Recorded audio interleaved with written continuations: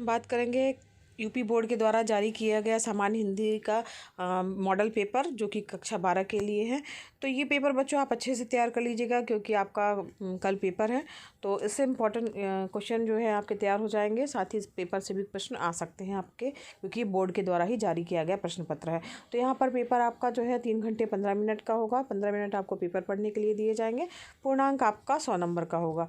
यहाँ पर जो पहला खंड होगा, पेपर आपका खंड में विभाजित होगा। खंड का जो होगा उसमें जो है आपके बहुविकल्पीय प्रश्न होंगे जो आपके सामने दिख रहे हैं। सारे प्रश्न बच्चों अच्छे से आप तैयार कर लीजिएगा, ठीक है। और सभी प्रश्न इंपॉर्टेंट हैं क्योंकि बोर्ड के द्वारा ही जारी किया गया मॉडल पेपर है। तो यहाँ पर जो है आपके प्रश्न जो हैं वो दो प्रश्न आपके पूरे जो है बहुविकल्पीय प्रश्न आएंगे।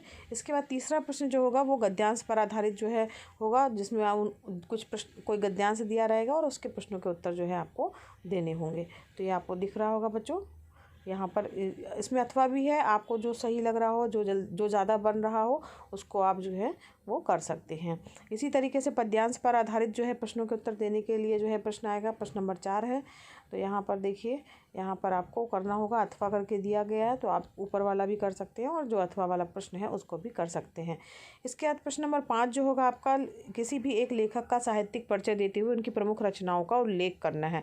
तो यहाँ पर रचनाओं के उल्लेख करने के अलग नंबर हैं जो कि 2 नंबर हैं, और साहित्यिक परिचय देने के आपके 3 नंबर निर्धारित किए गए हैं। शब्द सीमा भी इसकी निर्धारित है, अधिकतम 80 शब्द आपको उसमें लिखना है। यहाँ पर जो आपको दिख रहे हैं बच्चों लेखक, 3 लेखक जो दिख रहे हैं, तीनों आप अच्छे से पढ़ लीजिएगा, अच्छे से तैयार कर लीजिएगा। तीनों जो है वो इम्पॉर्टेंट है आपके एग्जाम की दृष्टि से। इसके बाद बच्चों आपका कवि का साहित्यिक परिचय देते हुए उनकी प्रमुख कृतियों पर प्रकाश डालने के लिए है, जिसमें कि आपकी सीमा जो है शब्द सीमा वो 80 ही है। और यहाँ पर जो है साहित्यिक परिचय देने के 3 नंबर और आपके 2 नंबर जो है वो प्रमुख कृतियों पर प्रकाश डालने के लिए है। यहाँ पर 3 जो है मैथिली शरण गुप्त, सुमित्रा नंदन पंत और रामधारी सिंह दिनकर। तो इन तीनों का आप अच्छे से तैयार कर लीजिएगा। तीनों में से एक तो ज़रूर आ जाएगा।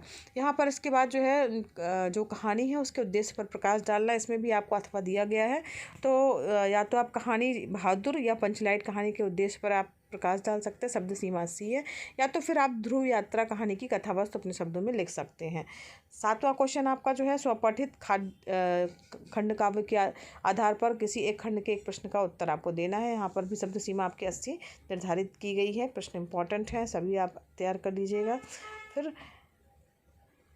इसके बाद आता है बच्चों खंड खा। तो यहाँ पर देख सकते हैं खंड खा के में जो है वो संस्कृत गद्यांश दिया होगा, जिसका ससंदर्भ जो है हिंदी में अनुवाद आपको करना है। संदर्भ भी आपको लिखना है। यहाँ पर अथवा भी आपको मिलेगा। इसी तरीके से पद्यांश में से किसी भी एक का ससंदर्भ जो है हिंदी में आपको अनुवाद करना होगा।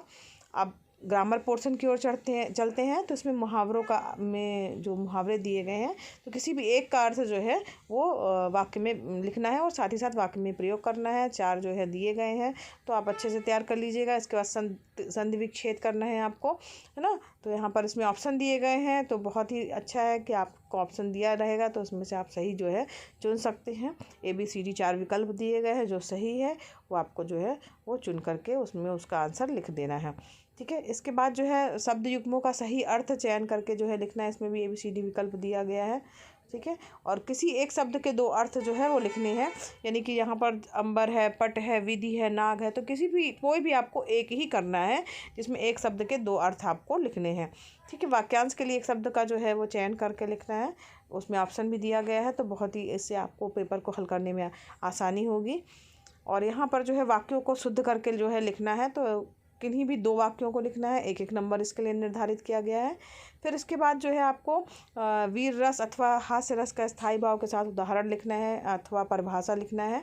तो इस तरीके से आपका ग्रामर पोर्शन है जिसमें अलंकार है, छंद है, ये सब भी प्रश्न आए हुए हैं।